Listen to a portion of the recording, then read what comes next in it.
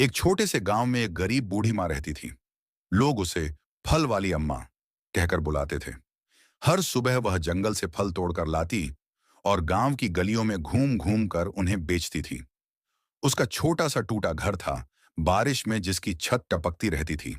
कई बार रात को उसके पास खाने के लिए रोटी भी नहीं होती थी, लेकिन इतनी गरीबी के बाद भी उसके चेहरे पर हमेशा मुस्कान रहती थी, क्योंकि उसके दिल में बसते थे उसके कान्हा जी।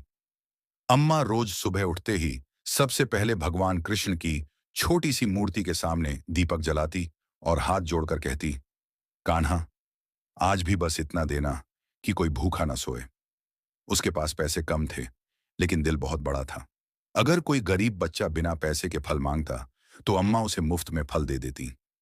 गांव वाले अक्सर कहते, अम्मा, खुद के पास कुछ नहीं, फिर भी सबको बांट देती हो। अम्मा मुस्कुराकर कहती, सब कान्हा का दिया है बेटा। एक दिन गांव में एक अमीर व्यापारी आया।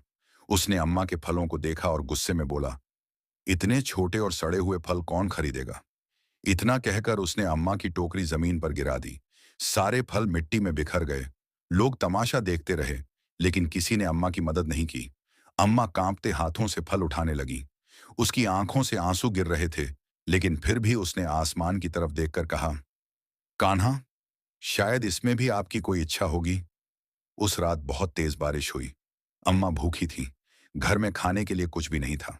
वह कृष्ण जी की मूर्ति के सामने बैठ गई और रोते हुए बोली, कान्हा, आज मैंने किसी को भूखा नहीं लौटाया, लेकिन आज मैं खुद भूखी हूं।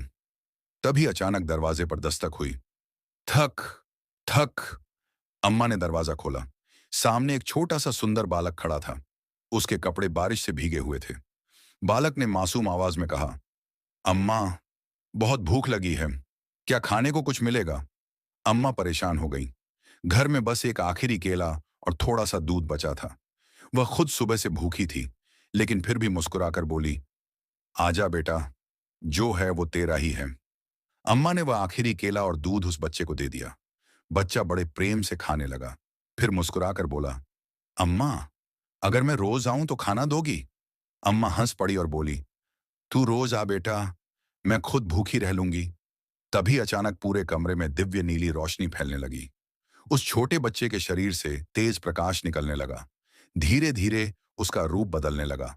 उसके सिर पर मोर मुकुट था, तन पर पीतांबर और हाथों में दिव्य बांसुरी। स्वयं भगवान कृष्ण अम्मा के सामने खड़े थे। अम्मा यह देखकर कांपने लगी। उसकी आंखों से आंसू बहने लगे। वह तुरंत भगवान कृष्ण के चरणों में गिर पड़ी। भगवान कृष्ण ने अम्मा को उठाया और प्रेम से बोले, अम्मा, तुमने हमेशा दूसरों का पेट भरा है, इसलिए आज मैं स्वयं तुम्हारे घर आया हूं। फिर भगवान कृष्ण ने अपनी बांसुरी बजानी शुरू की। जैसे ही वह दिव्य धुन पूरे गांव में गूंजी, वैसे ही चमत्कार होने लगे। सूखे पेड़ों पर फल लग गए, सूखे कुएं पानी से भर गए और अम्मा का टूटा हुआ घर एक सुंदर घर में बदल गया। पूरा गांव उस दिव्य रोशनी की तरफ दौड़ा। गांव वालों ने देखा कि जिस गरीब बूढ़ी मां को वे कमजोर समझते थे, उसके घर स्वयं भगवान कृष्ण आए थे। यह देखकर सबकी आंखों में आंसू आ गए। वही अमीर व्यापारी रोते हुए अम्मा के चरणों में गिर पड़ा और बोला, अम्मा, मुझे माफ कर दो। अम्मा मुस्कुराई और बोली, माफी मुझसे नहीं, अपने दिल से मांगो बेटा। थोड़ी देर बाद भगवान कृष्ण जाने लगे। अम्मा रोते हुए बोली, कान्हा, मुझे छोड़कर मत जाइए। भगवान कृष्ण मुस्कुराए और बोले, अम्मा, मैं कहीं नहीं जाता, मैं हमेशा अपने भक्तों के दिल में रहता हूं। इतना कहकर भगवान कृष्ण दिव्य प्रकाश में विलीन हो गए। अम्मा की आंखों में आंसू थे, लेकिन इस बार वो दुख के नहीं, खुशी के आंसू थे। अगर आपको भी भगवान कृष्ण पर विश्वास है, तो कमेंट में लिखिए, जय श्री कृष्ण।